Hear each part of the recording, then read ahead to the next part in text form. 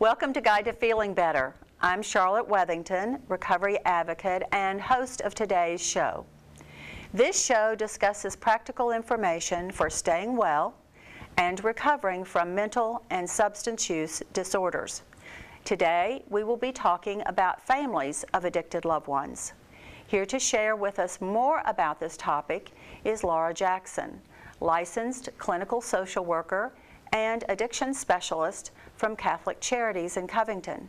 We hope you'll stay with us to learn about how addiction affects families and what families can do to help themselves and their loved ones. We'll be right back. Oh, hey, bud. Where are you headed? Just gonna hang out. With Gary and Todd? Yeah? I've been meaning to ask you, is there any drinking going on in this crowd? No. If any of your buddies ever pressure you to take a drink, just tell them you promised your dad you wouldn't. I'd do anything to keep you safe. Okay, I will. I hope this is working. I promise. Love you too, Dad. They really do hear you. For tips on what to say, visit underagedrinking.samhsa.gov. We'd like to welcome Laura Jackson to our Guide to Feeling Better show, a show that attempts to dispel myths and misconceptions about the ways in which people can and do recover from mental health and substance use disorders. Laura, what is the myth that we're going to dispel today? That parents can cure their addicted loved ones. Okay, and the fact is? The fact is addiction is a disease and needs to be treated with professional treatment. Parents did not cause the addiction, cannot control the addiction, and cannot cure the addiction. Okay. Please stay tuned in. We're going to further explore this fact and more about families living with addicted loved ones. Keep watching. We'll be right back. For those with mental or substance use disorders, what does recovery look like? It's a transformation. It's a supporting hand. It's new beginnings. When does recovery start? It starts when you ask for help and support. Join the Voices for Recovery. Speak up. Reach out. For information on mental and substance use disorders, including prevention and treatment referral, call 1-800-662-HELP. Brought to you by the U.S. Department of Health and Human Services. Welcome back to Guide to Feeling Better. And today we have Laura Jackson with us, and we're going to be talking about a group called PAL, and that stands for Parents of Addicted Loved Ones. Why, Laura, is it important for us? Why are you here to talk about parents of addicted loved ones? And more, in addition to that, what trend are you seeing in relation to the heroin epidemic and other substances? Well, I think that we all have seen the news and heard on the radio about the heroin epidemic. So heroin is on the rise, especially in our region, where sometimes known as the ground zero for heroin. Right. In the northern counties, St. Elizabeth Hospital reports their increase in overdoses has been substantial. So in 2011, they saw 252 overdoses in their ERs, and in 2015, they saw over 900. Now, the figure that I saw was 1,068. Wow, it's astonishing. It is. So just to be clear, all of these overdoses don't result in deaths. Right. But it's an overdose that an addicted person has taken too much and almost dies and ends up in the ER. You want to explain, Laura, what overdose means? Overdose, it happens when somebody takes too much of a substance and basically it puts their body into shock. It shuts their body down. So they stop breathing, their heart stops. We now have EMTs and police and fire and other community members armed with Narcan.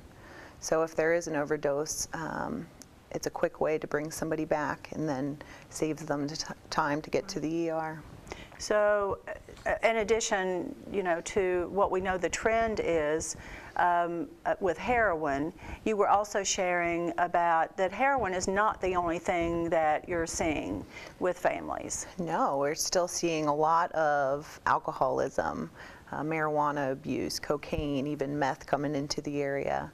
And no matter what drug it is, we know that it affects families all the same. Right, right.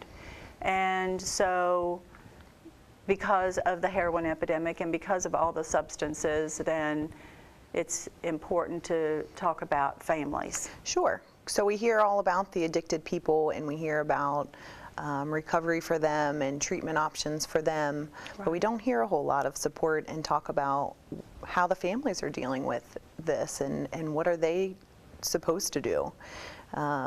So as all this heroin has been coming into our area, I'm getting a lot of calls in my office from frantic mothers and fathers and grandparents and spouses saying, what do I do? Where do I go? What kind of support can we get? How can I help my loved one? And we know that parents want to do and spouses want to do whatever they can to help their loved one. So that kind of got me thinking, what can we do for families? What is out there, and how can we add to that to give the families what they need? Well, and we were talking prior to the show today about how Al-Anon and Nar-Anon, there is a place for them. They feel a need. However, like I was sharing, I saw a gap there, because with Al-Anon and Nar-Anon, with those programs, it's more focused on the person, the family, the loved one of the addicted person, not so much about the addicted loved one. And so there was that gap that needed to be filled. Yeah, Al-Anon and Nar-Anon maybe just aren't a good fit for everybody. So just as we say with addicted people that there's no one way to treat them, it's the same with families. We need to really be listening to families, to what their needs are and what's really going to work best for them. Well, and I don't think it doesn't really have to be an either or. I mean, it can be a both and, Yes, right? there's a lot of people who do attend both. Sure. Al-Anon, Nar-Anon, and PAL. Yes. All of those, all of the Yes. above. But with PAL, there's the communication is a little bit different, and people can actually share experiences. And They do. It really is a support group, whereas 12-step groups focus on the 12 steps, and it's more education and it's more recovery-based. PAL is just more all-encompassing, where they can really get what they need out of it. okay, well, thank you, Laura, for sharing that. And we're going to be back with Laura to share more about families of addicted loved ones. So we hope that you'll stay tuned, because we'll be right back.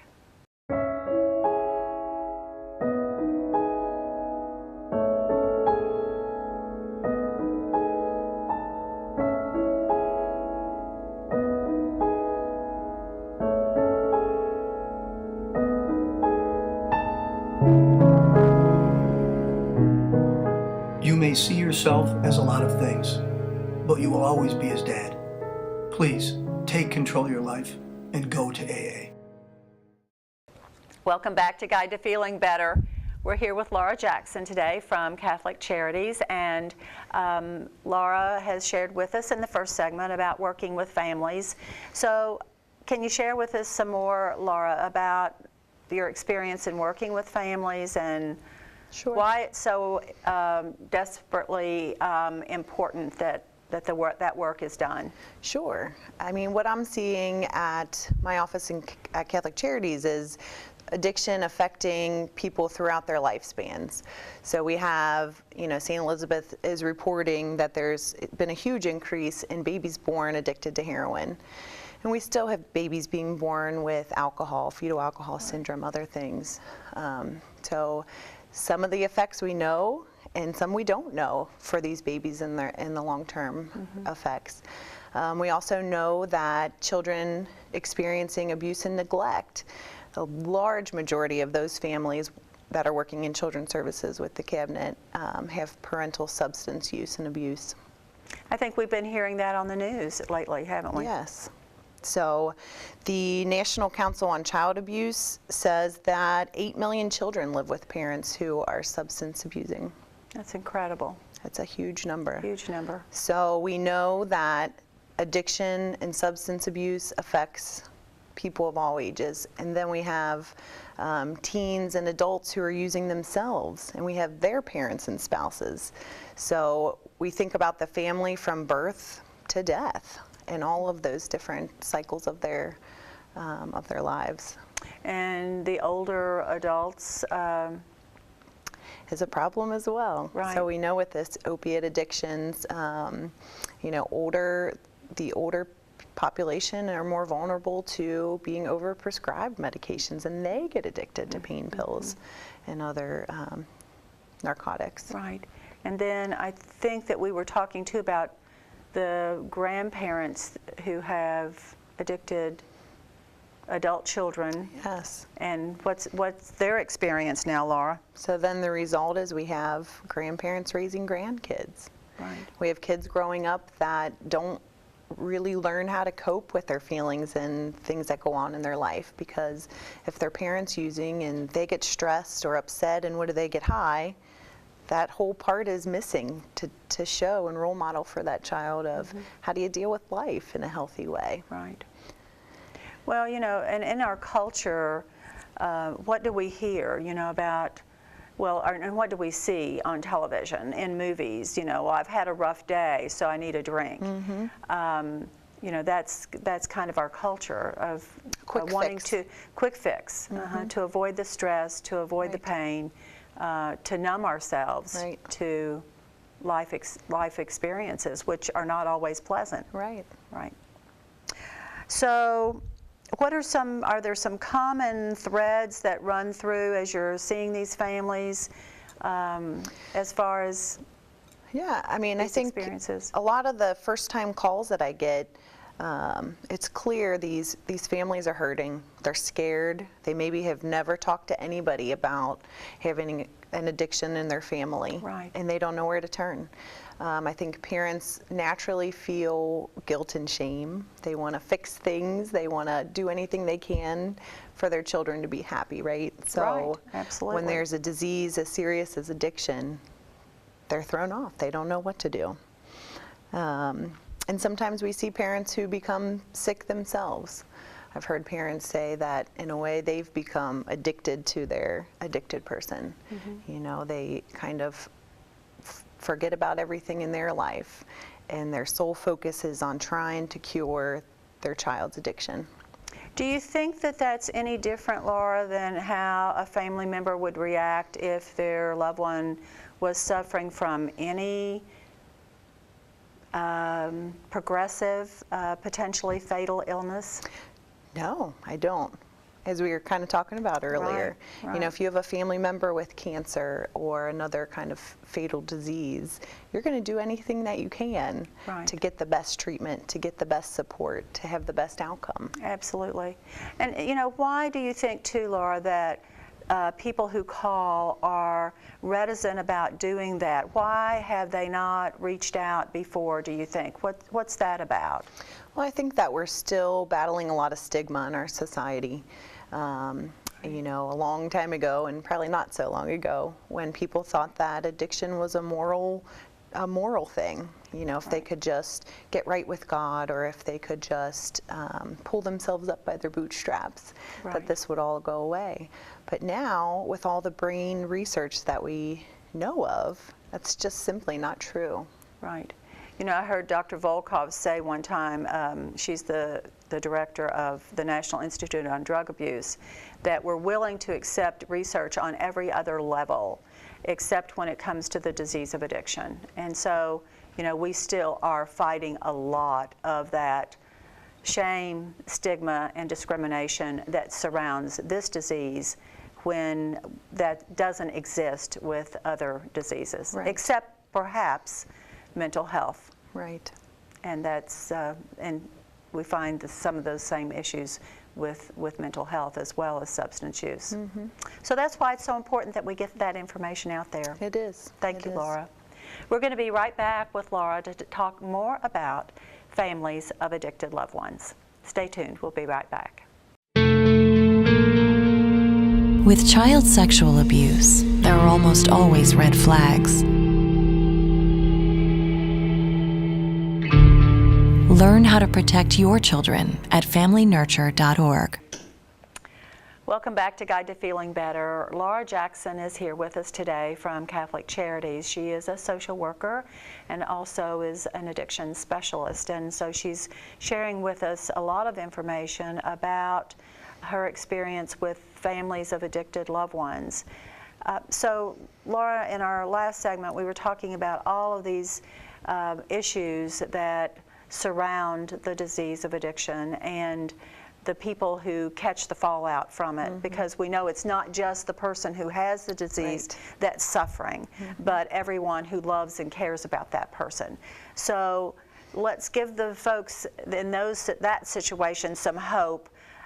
What can they do to help make things better for themselves, and quite possibly in doing that, make things better for their loved one as well? Yes, Charlotte, you say hope. I think hope is a key word. Long-term recovery is possible. There are millions of people living in long-term recovery. I think So about 23 million. That's the last number I heard. That's wonderful. So we need to be telling people and sharing that message that there is hope and long-term recovery is possible. And to keep combating the stigma that parents didn't cause this addiction, they cannot control it, and they cannot cure it. So we talk about it often as the 3 C's. You didn't cause it, you can't control it, and you cannot cure it. And what was that 4th C that you threw in there when we weren't on air? And the 4th C, but you can learn to cope. Okay, and so how can they learn to cope? Laura, what are other things that they can do to cope? So I think parents can get support for themselves. There's support groups like we'll be talking about in the next segment. There's individual counseling, there's family counseling, there's a lot of information on the web, a lot of good resources. I also think that they can open up and talk to their family, talk to their friends and neighbors, and let people know what's going on with their loved one, with their family, because again, they didn't cause this. You know, there is no need for guilt and shame. Right. Well, and two, I think probably just their family physician. You know, if all of these stressors are causing, say, their blood pressure to be out of control, and just their physical health sometimes suffers. You know, if you can't eat, or you're overeating, or your stomach is in an uproar all the time because you're so worried about, your loved one didn't call, you don't know where they are. That's a great point. All of those things that people who live with this disease experience, a lot of those things. And there's fear of judgment. I think people, fear that their families or their physicians are going to judge them. And I think the more we talk about it, and as this stigma is decreasing, we're seeing less judgment. Right. Well, we get in that vicious cycle of, you don't talk, so the shame, the stigma, and discrimination continues. So, unless we can break out of that cycle, we're never going to get anywhere. And I think we are hearing more on television, in the media, about the disease and the fact that there is hope. And I remember, and I say this all the time, how cancer was a word that was whispered when I was growing up. And it wasn't until people started talking about it that there was more funding for research, which has greatly improved the lives of people who are now living with cancer. Yes, yes. So I think that's a good example and a great model that we hope to be moving in that direction. Right. I also, just wanted to mention that parents, the number one question is like, what can I do for my loved one? And I always say, talk to them. Trust your gut. If you think they're using, tell them. I think you're using because of this and that, and it doesn't have to be a debate. It's just simply a statement. And say, I want to help you. I love you. What can I do to help? Asking those kinds of questions. What if they're at the place, Laura, that the loved one is, or the family thinks that the loved one is not in a place where they can make a good decision about anything other than using, that they're so into their disease and in such crisis? Well, we have a wonderful law called Casey's Law that there's information on the web, and like through Catholic Charities you could call and get information. And so what this does is says you can go to the court and file papers and say, we want to mandate to get some drug and alcohol evaluations for this person because they can't, their brain is too sick to make a good decision about needing treatment. And so a parent or a spouse or a family friend can go in and get this process started for their loved one. Yes. And that you can go to Casey's website, actually, caseyslaw.org, for the forms and all the information that you need. But I was going to say, about when your family member is in crisis, or you believe, I like what you said, Laura, about your gut and trusting your gut. That is one of the biggest regrets that I have now that Casey is no longer with us, is that I did not trust my gut. I thought I had to trust everyone else, especially people who were the professionals who I assumed understood the disease of addiction. And I think that's something that we might want to say to our audience, is that be very careful about who you choose as your helpers, who the professionals that you are reaching out to. Make sure that you feel comfortable, because the one and only piece of advice that I give people, people will ask me, well, what should I do? And I never say exactly, I give them options, but I also say, if you think that something is wrong, there probably is, and you need to act now. Would you agree with that? I would agree with that. That's great. Thanks for sharing. Well, I think waiting can be very, very dangerous. So whatever you choose to do, whether it's all the things that Laura mentioned about, counseling and therapists and doctors and whoever you need to reach out to, or filing a Casey's Law petition, whatever you choose something. Yeah, if help's out there. Right, help is out there. We're going to be right back, and we hope that you will join us, because we have some other guests that you're going to meet in our next segment. So stay tuned. We'll be right back. Hey everybody, it's going to be just plain hot out there. In 70-degree weather, it takes only minutes for the inside of your car to heat up like an oven. At 104 degrees, heat stroke begins, followed by loss of consciousness. Every year, almost 40 children die of heat stroke after being forgotten in a vehicle. A simple change in daily routine is often the cause. Look before you lock. Brought to you by Kids in Cars.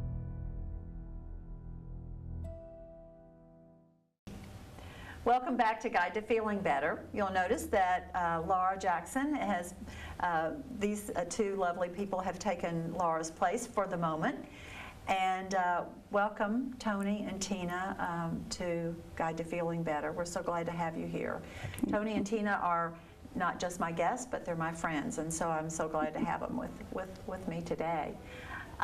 So at the beginning of the show, we mentioned a support group called PAL. And so, Tony, you want to talk a little bit about what is PAL, where did it come from, and then why did you care about PAL? Sure. PAL is called Parents of Addicted Loved Ones. It's a group originally started by Mike Speakman. He's a licensed drug abuse counselor in Arizona. He saw a need for support and education for the families of addicted loved ones. We like to call them addicted loved ones because that's what they are. That's right. He saw that there was a big need because some of the other programs out there weren't giving the support for the parents, and also it's for spouses of addicted loved ones. It started in Phoenix, Arizona in 2006. Since then, it's now in 7 states and more than 30 meetings.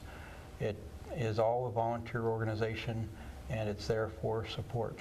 The reason that we felt a need more than 10 years ago, we had an addictive person in our life. Our loved one really did a lot to our lives. It was about no more than 3 years ago when we finally came out to our family and our friends, and we explained what was going on. We got over the shame and the stigma. Those are 2 words that are really important to get over. Once we did that, it helped us, but also we were looking for a group to be with. We tried to find some groups that didn't really fit. We tried to start one ourselves. Didn't work, but then once we found the PAL group, it really meant a lot. It was a great fit for us and what we needed. Right, right. So how does the group, how is it run? I heard Tony say that it's different from other support groups, and before we talked about how Nar-Anon and Al-Anon fill a need, and they have their own purpose. So how is PAL different, Tina, as far as how the group is run? Well, first of all, PAL's a parent-led group, which I think is important because you certainly can't empathize unless you've been on this journey. We start with an opening prayer because we do believe that prayer works. We have a little bit of time where people will introduce themselves, who they're there for, and the drug that their loved one is using. We then kind of get into announcements. We try to keep the group up on upcoming events because I believe that education and avocation is so important in dealing with this disease. So we always have an announcement time. After that, PAL provides educational material, proven methods that work on topics like cutting financial strings and traits and behavior, all kinds of things. Each week we talk a little bit about that. Then we open it up for discussion with all the group.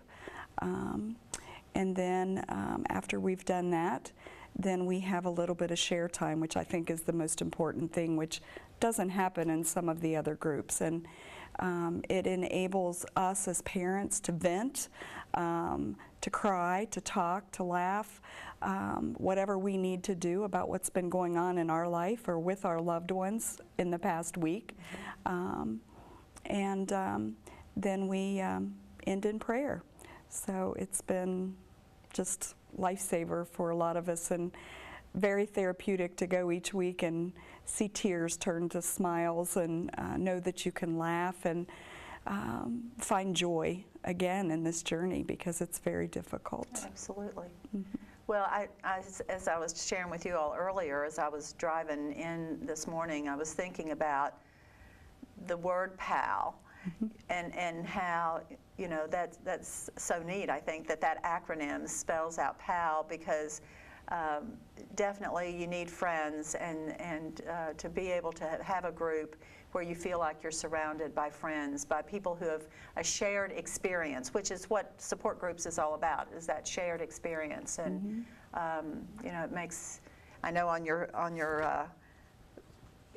flyer that it says you're not alone, and that's so important because I think in this disease, when, like Tony said, when you're not sharing, you do feel so alone.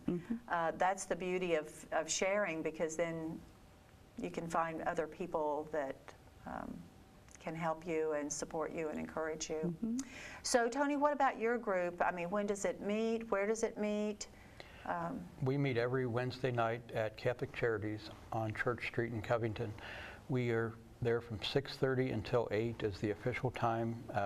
We do close the meeting at 8 officially, but we always stay around extra for extra sharing time. We do have resources that we can help people with that are outside the PAL part, but it's officially 6:30 to 8. There's also meeting in Mentor, Kentucky on Tuesday evenings at Mentor Church. We also have 3 others in Kentucky, but they're not close. There's one in Georgetown, one in Harrodsburg, one in Lawrenceburg, and a new one starting in Shelbyville sometime in the near future. Great. None in Ohio yet, but they're growing all the time. Right. But even if you don't live there, you may know someone who does, and you can pass that information along to them. How do people get started with PAL? I mean, how do they get involved with you? Do they just show up? What? First, they just need to come. They don't need to bring anything. Just come. Get the courage to come, because it does take courage. Yes, it does. And once they come, they're going to find out very quickly that they are not alone. And probably not one thing that they have been ashamed to tell is going to be a secret. All of us have experienced it, whatever it is. And I think that, at least with our group, usually after 1 or 2 meetings, you can see and feel the comfort, and then you can just see a light come on. It's just been wonderful. So the main thing is just come. Just reach out and step outside your comfort zone, because you do need it. All of us parents who think we can control things and we can handle it, sometimes you can't. And just get in there and jump right in. Is there a cost to the meeting, do you know? It's free of charge.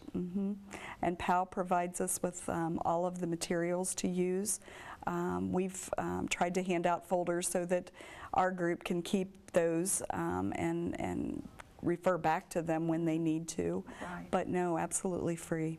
Well, I can tell you I was elated when I heard that PAL had come to Kentucky and to Covington, in this area where Laura was sharing, we're the ground zero, where people are desperate for help and for support. And so I'm just so thrilled, and especially to know that you guys are the facilitators of those meetings. So thank you, and thank you for being here today. We really appreciate you being here and sharing.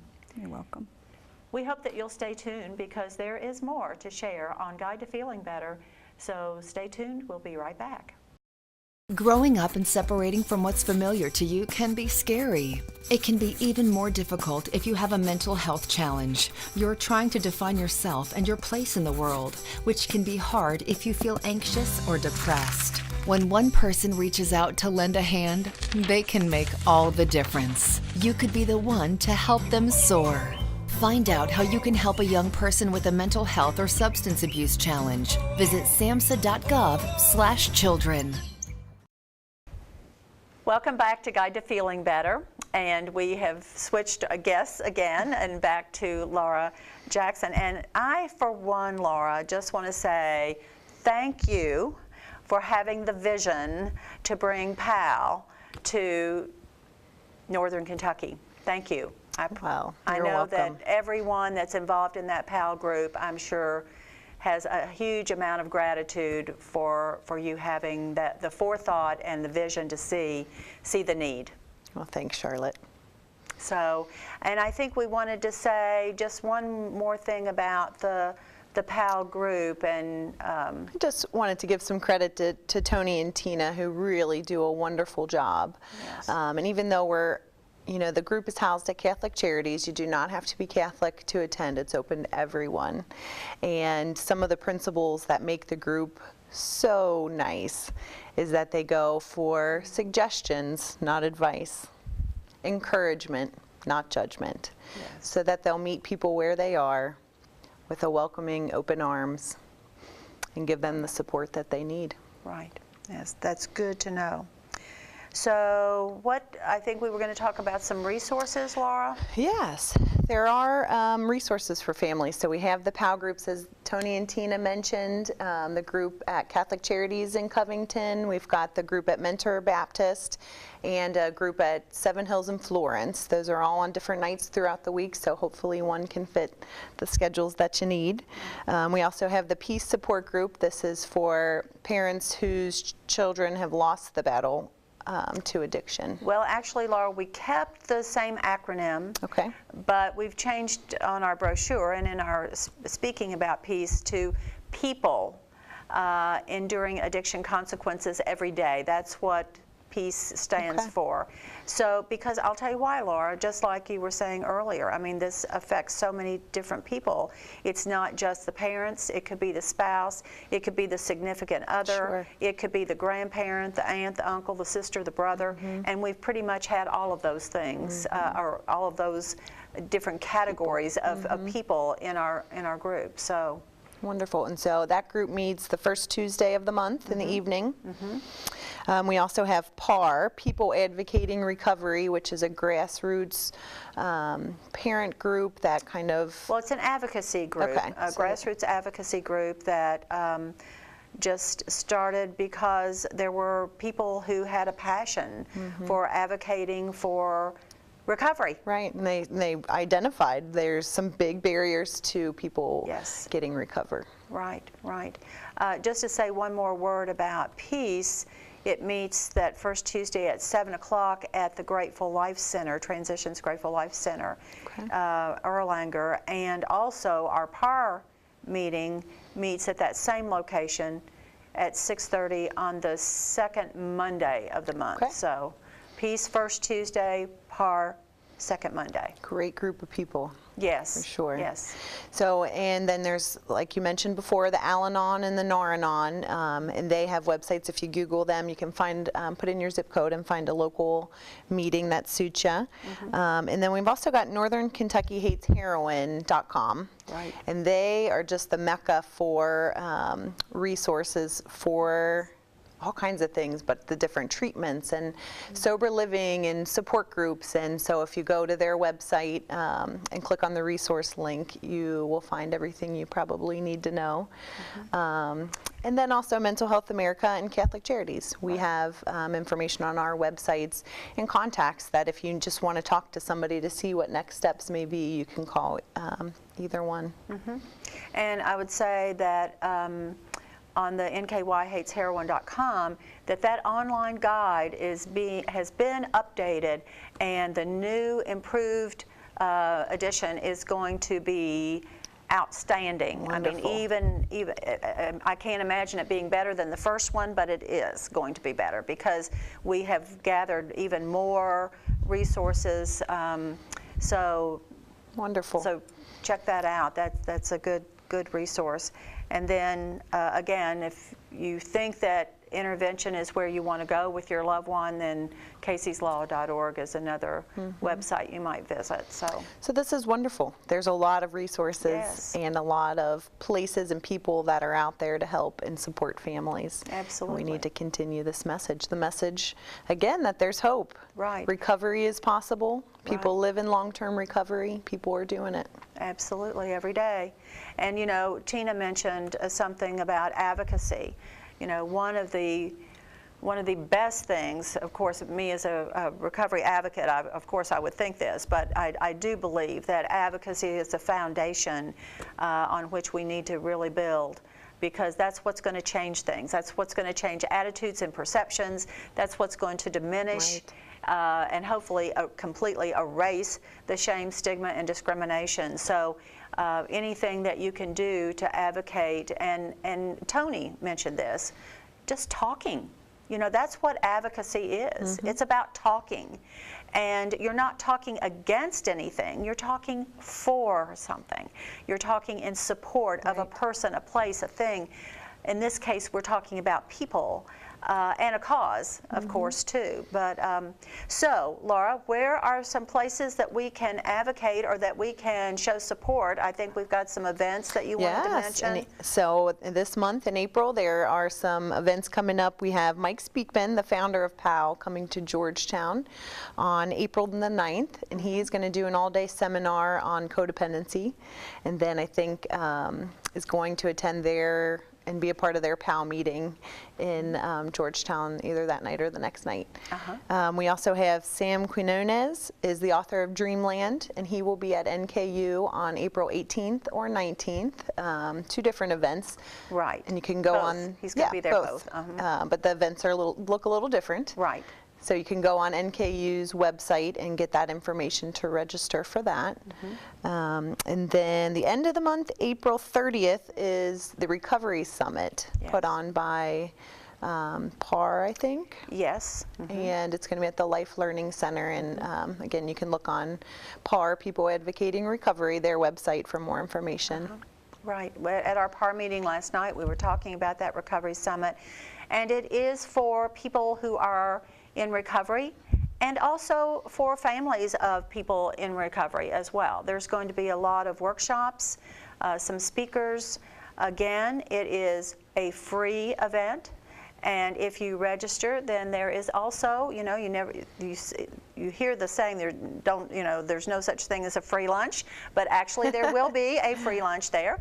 And so it is going to be the first ever Recovery Summit here in Northern Kentucky. And so Wonderful. I think it's a really good thing where families and folks can come together and support each other, because you know, the bottom line pretty much is, you know, everybody needs support. Yes. I love, and I've said this so many times about this young girl that I saw in Frankfurt one time, and she said, I'm in recovery from 1,000 things. And I think if we would admit it, we're all there. Right, Sure, Laura? We're sure. all in recovery from 1,000 things, and we need support. We need each other.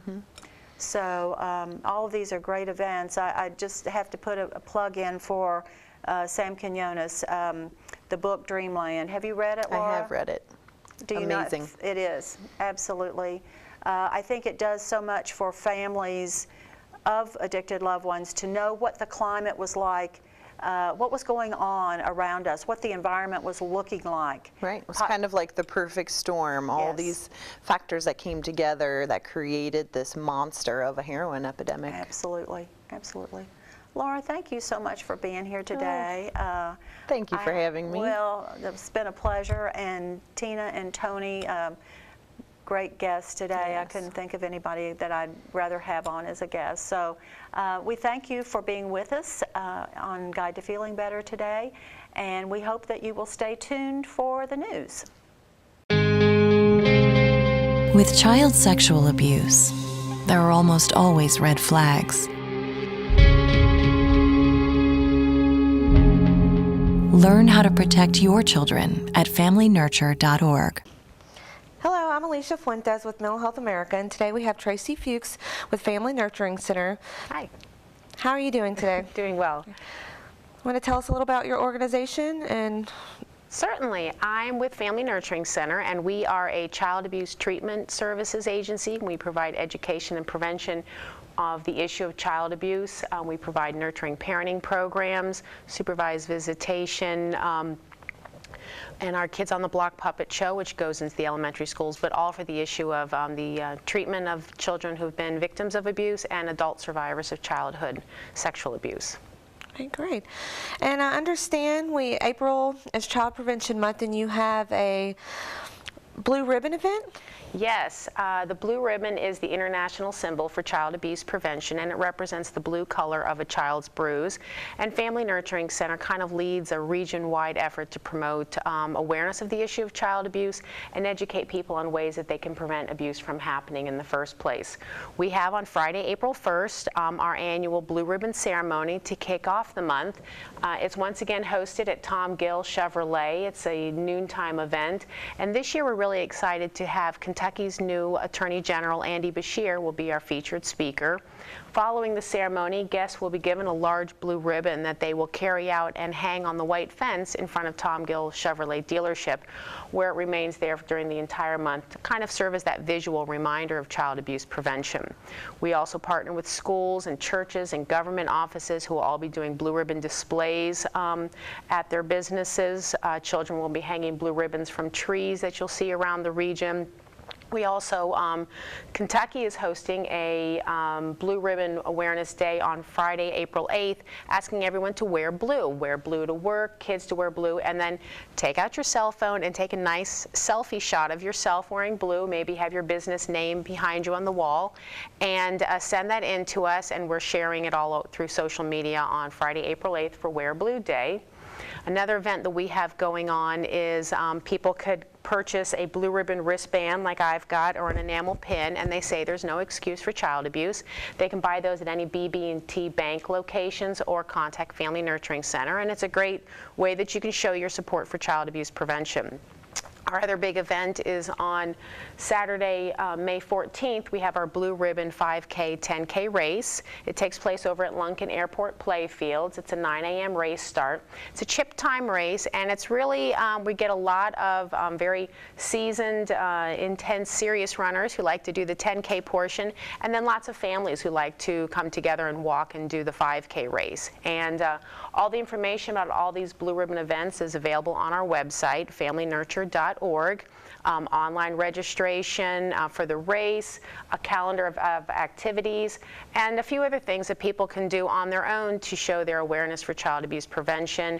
Maybe it's through your social media contacts, or through just a variety of ways that you can promote awareness of the issue of child abuse. And so we really hope people visit our website, familynurture.org, to gather up all the information.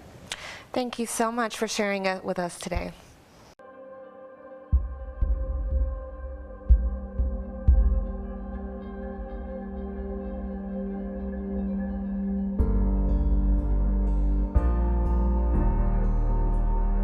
Well, I was molested for 8 years, which kind of stinked, but, and I was also raped last summer.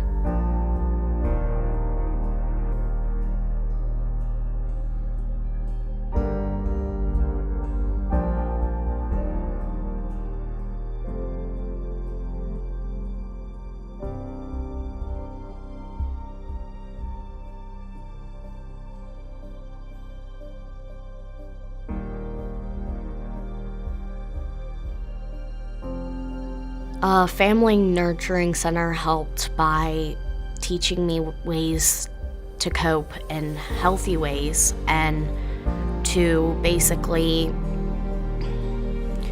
be open about it.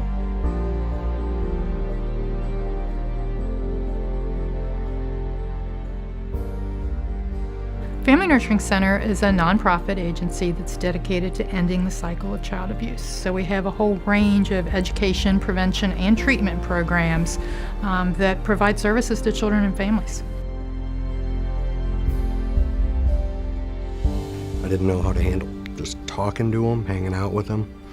And she was all about hitting him and screaming at him. That's the only way he listens. And so, okay, well, you know what you're doing, I'll follow along. And I pretty much took direction, never felt right, and my son was always afraid of me. If he'd mess up or I'd just look at him, he'd kind of shrug his shoulders and act like a dog that was going to get hit. One of the things I learned is that it's never okay to hit. It's the easy way out. And I think it hit home that even though they're kids, they really do understand if you talk to them and have conversations with them.